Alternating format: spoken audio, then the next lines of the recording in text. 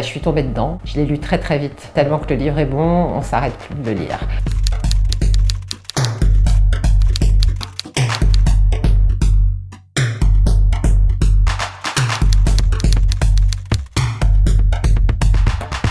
J'en ai entendu parler déjà à travers les réseaux sociaux. Une première vidéo très explicative de Lucien Jean-Baptiste qui en faisait la promo. Des amis qui connaissaient Freddy, l'auteur du roman. Je savais qu'il écrivait un livre, mais déjà depuis très longtemps. Et on était impatients de la sortie de son roman, ça fait longtemps qu'il en parlait. Et un jour, je lui ai posé la question et bingo, il m'a dit que c'était fait.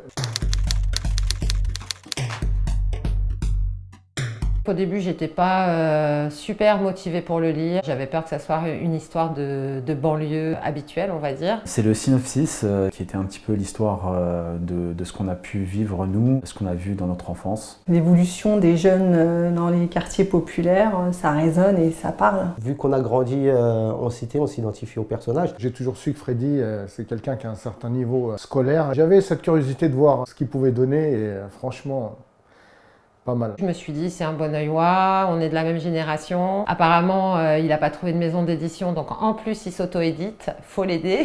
Donc j'ai acheté le livre et puis je suis tombée dedans. Je l'ai lu très très vite. 3 jeunes garçons qui se rencontrent dans un quartier populaire. Mis au banc de l'école et qui essaient de se débrouiller. Ils prennent malheureusement une voie, mais qui n'est pas celle qu'il faudrait prendre pour aller, on va dire, dans la bonne direction. Au départ, en commettant des petits larcins. Pour devenir, entre guillemets, des bandits. Mais des bandits attachants. Finalement, c'est l'histoire d'une génération. D'une époque, de l'immigration, des années 81-90.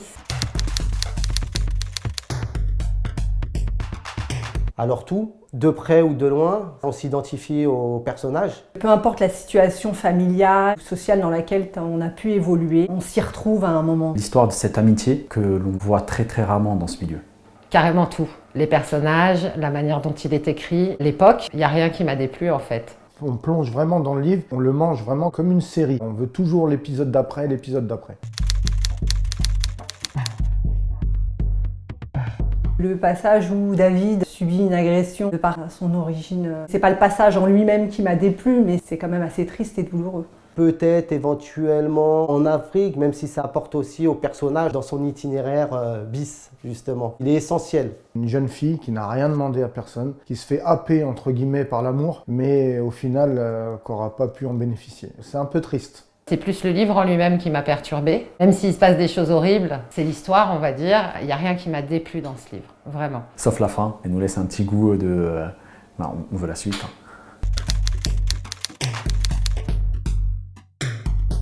Pour les lecteurs, veuillez m'en excuser, mais ça fait au moins un bon 15-20 ans que je n'avais pas lu un livre. On est assommé par les séries, on en oublie de lire. Je lis d'autres choses qui ne sont pas des romans, et donc j'ai renoué avec la lecture, et pour ça, je remercie Freddy. J'ai passé un agréable moment, plein de flashbacks. Ma ville, l'endroit où j'ai grandi, donc énormément de flashbacks. 2 jours de plaisir intense à le lire.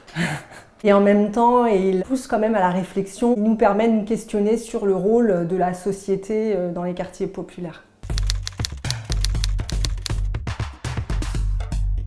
C'est un avertissement pour les jeunes, entre guillemets aussi éducatif, préventif vis-à-vis des parents. Il y a du bon dans la cité, il y a du mauvais, il y a des choix de parcours qu'on aurait pu éviter. On n'a pas tous les mêmes chances, les mêmes accès, les mêmes opportunités. Personne ne joue avec la même carte, tant pis, on n'est pas né sous la même étoile. En revanche, on a toujours le choix. Ton choix va t'orienter sur le meilleur ou le pire de toi. L'itinéraire, quand on n'a pas de GPS, il est vraiment hyper important. Regardez bien la direction et surtout mesurez-en les conséquences.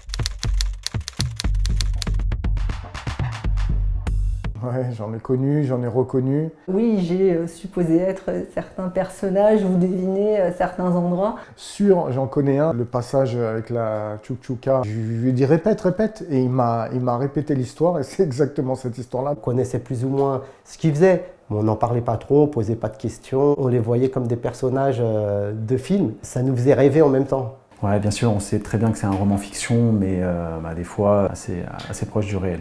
Carrément. Mais je pense qu'à partir du moment où on a grandi dans une banlieue, il y a des profils dans tous les quartiers qui se ressemblent.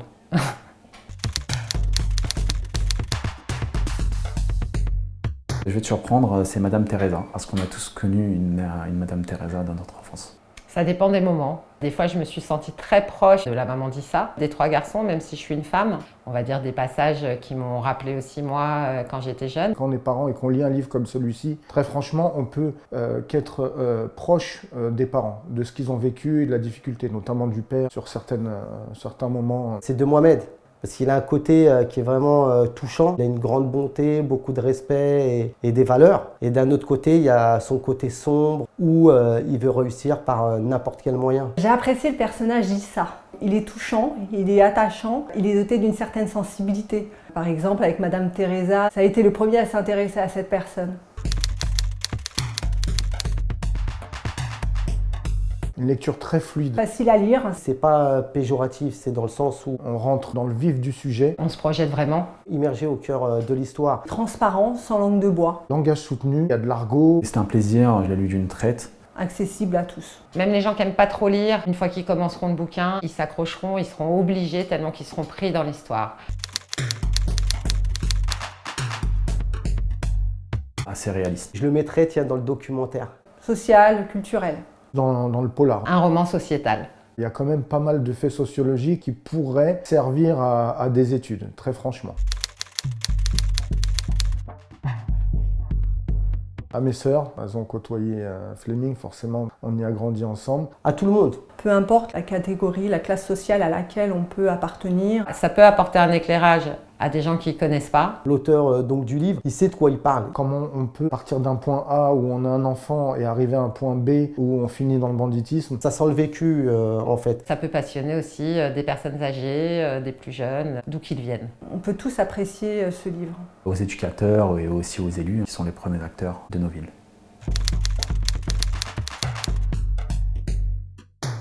Barakallahu fik. Bravo pour cet écrit. Il est vraiment réussi. J'ai pris beaucoup de plaisir à lire son livre, Un projet énorme. Je le félicite. qu'il est poignant, captivant. Freddy, j'ai envie de te dire, à quand l'adaptation au petit écran?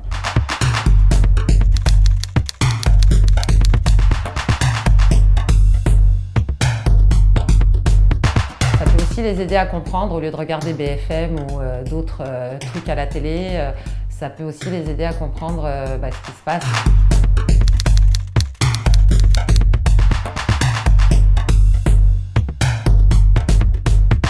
Les injustices aussi que nos enfants peuvent vivre du plus jeune âge, jusqu'à n'importe quel âge après, quoi.